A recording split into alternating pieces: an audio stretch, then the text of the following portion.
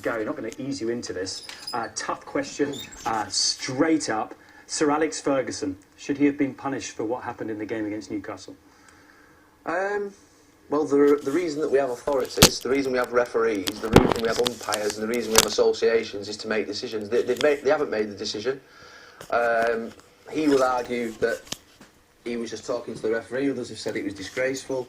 I mean, generally on this point, in terms of Sir Alex Ferguson in this last week, obviously he was unhappy with the Williams-Van Persie incident. He's then been seen to obviously take on the linesman referees for the decision against Newcastle.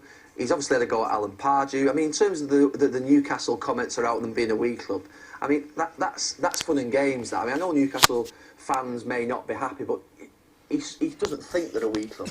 He's saying it in a moment of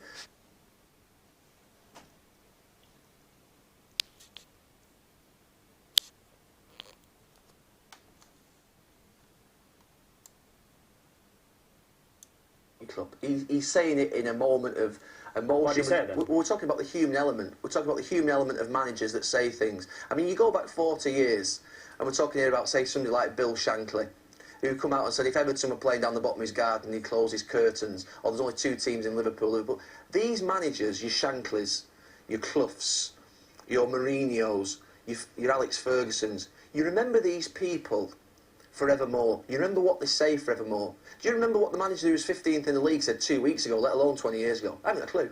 But you remember what he says. You remember what Mourinho says. You remember what Shankly says. You remember what Clough says. These are the great managers, the great winners. And it's not always nice. It's not always pretty. But let me throw it forward into sort of being a player in his dressing room. He's having it.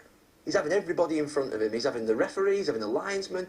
Whether you like it or not, he's having the Williams for the Van Persie incident at Swansea.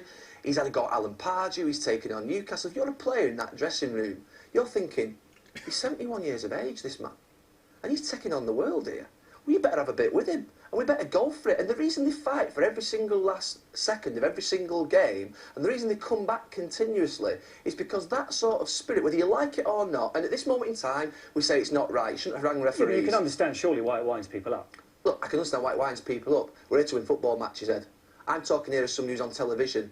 We can all have saints and angels and priests and popes and all the rest of it who do nothing wrong. We're talking here about human beings who play football matches, who speak about football matches, who get involved in emotion, in anger. And sometimes they go over the top. I did during my career on many occasions. But, Ed, the thread through it all is I was desperate to win. So Alex Ferguson is desperate to win more than any other manager in that league. At 71, it's incredible. And sometimes he might go over the top. Sometimes he might not say things that people like. But one thing's for certain, in 20, 30 years' time, they'll remember his football, they'll remember the players, they'll remember the teams, they'll remember some of the famous comments and spats that he's had. This all creates part of the legend. Shankly was the same. Clough was the same. Mourinho will end up being the same, because no one will ever forget his first press conference in England. He attracts everybody's attention by what he said. He was actually very arrogant what he said, because he never won anything. But actually, that's the greatness is actually when you call it out, when you take people on, your players come with you. Your players come with you for the ride.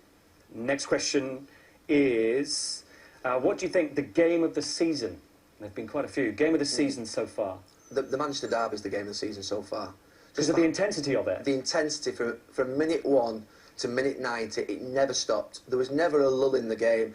From Manchester United being brilliant in the first half, for City responding and being brilliant for 44 minutes in the second half, and then the finish to the game, for me, in terms of quality, intensity, from minute 1 to minute 90, that to me was a real football match. It was a magnificent game of football. What do you say to the people then who say that the game at the Emirates, the 7-3, is the game of the season? It's not a game. It's great. It's a good game for Arsenal, but in terms of games of the season, it's a good game. You see plenty of goals, there's excitement. When it gets to 5 and 6, you switch off a little bit. What category does United against Newcastle fall into then? What score was that? 4-3. Well, another great game. Yeah, the great games, these 4-3s. 3-2. But the intensity and the quality and the speed of the game in the Manchester Derby was different than the rest. I know what you mean. Now, this is one that has got a lot of people talking, and we saw it earlier in the show. Do you think Gareth Bale was booked for diving at Sunderland this weekend? This is because of his reputation. I'm not quite sure it's because of his reputation. He's been booked a few times for diving, and he obviously feels that he's been persecuted for it. I've spoken at length about this last year. And it winds me up, because what I will say about Gareth Bale is he does get treated differently than other players. With diving with you, it seems to me there's almost two types of diving. Diving when you're not touched at all, and diving when you have had a touch. Well, I think if you're not touched, that's embarrassing. And to be fair, again, we've got umpires, we've got referees in sport to try and win. But I take it back to the football element of it. We're here to win football matches. We're here to win Champions Leagues, Premier Leagues, World Cups, European Championships, whatever it is. You do whatever it takes to win that game. Umpires, referees, associations and organisations are there to judge. If you fall foul of the law, they will pull you up, you'll get booked. Gareth Bale misses a game, get on with it. It isn't the biggest thing in the world, this. I mean, it makes me laugh when people get hyped up about this diving issue. I don't see it that person. Look, if he's wrong to dive, goes over, gets booked for it, he misses a game. Get on with it. Does that also relate to what you were just saying about Sir Alex a moment ago? At the elite level in sport, you're saying it's win at all costs? It's win at all costs. Let the umpires and referees. You think about the best cricket teams, the Australians, they were horrible. You think about the Olympic guy, our cyclist in the summer, Philip Hines. In the team sprints. He's gone down. I think he's taken a fall, an intelligent fall. He said he did. He admitted it after. I think it's Hoy and Kenny were his partners. That's right. They've trained for 4 years, or probably most of their lives, for that moment. Olympic gold medal, and they get a poor start, and he decides to chuck himself off a bike and start the race again. And it was called unsporting, just like diving. He's got a gold medal around his neck. They've got knighthoods and MBEs and CBEs galore. Right. What's more important? People loved it, don't forget, celebrating the gold medal. People are off celebrating it. Do we want to win? Now, he could be turning around to Chris Hoy and Kenny, his teammates, and say, look, lads, I wanted to win the Fair Play Award, me. I think I had a bad start, but I stayed on my bike, and basically I decided that I was going to not win the gold medal for us. I'm sorry, if you are disgusted by Philip Hines, or if you're disgusted by Gareth Bale, go and sing in a choir. Don't watch elite sport. Go and play violin or play the recorder. Do something that's got no aggression, because you'll be disappointed in sports people. You'll be disappointed in elite people in life. I guarantee you will, because they'll always try and find that edge. They will. And that's not me condoning saying diving's brilliant, but ultimately it's elite sport. But you are saying they're right. Win. I don't know how we've got to this, but what seems to be you are saying they've done the right thing. Bale and the cyclist. I don't have a problem with the cyclist. Absolutely. I'd rather see a Great Britain gold medal. To me, if Germany had done it 20 years ago, we'd be saying, oh, we've been done by the Germans again, haven't we? Aren't we clever? We want players who are more intelligent. He's been fouled there, Gareth Bale. He's had an arm across his body. For me, that's a foul. Now, all right, he's not got the foul. The referee's not deemed it important enough contact to take him down.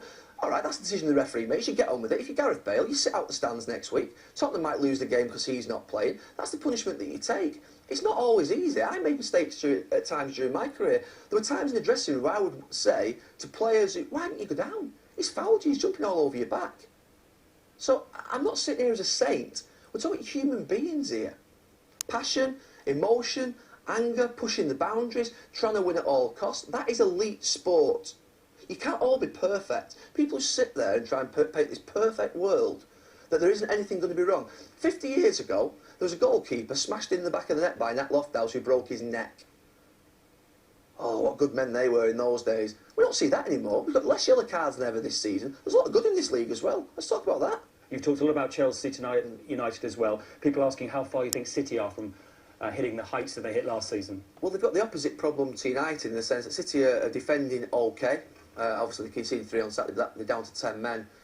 But they just haven't... There've been signs in this last few weeks against Newcastle. Some of the play in the first 25 minutes against Newcastle was brilliant. Some of the play on Saturday against Norwich. But what they haven't done consistently yet is played their best attacking football.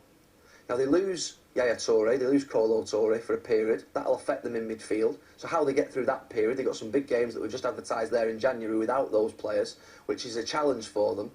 They need to make sure they hang in there in this January period. I think United were in a similar position last year where they had a difficult January-February period and they had to hang in there. 7 points isn't anything. City were 8 points behind, was it, with 6 games to go? That can be gone in a week, that 7-point lead. So for City, it's about hitting their momentum in February, March, April. They've got to get their attacking play right. And they've got the opposite problem to United, who've got their attacking player. They've got to get the defensive bit right. But this is definitely a championship race that is well on, and they're both involved.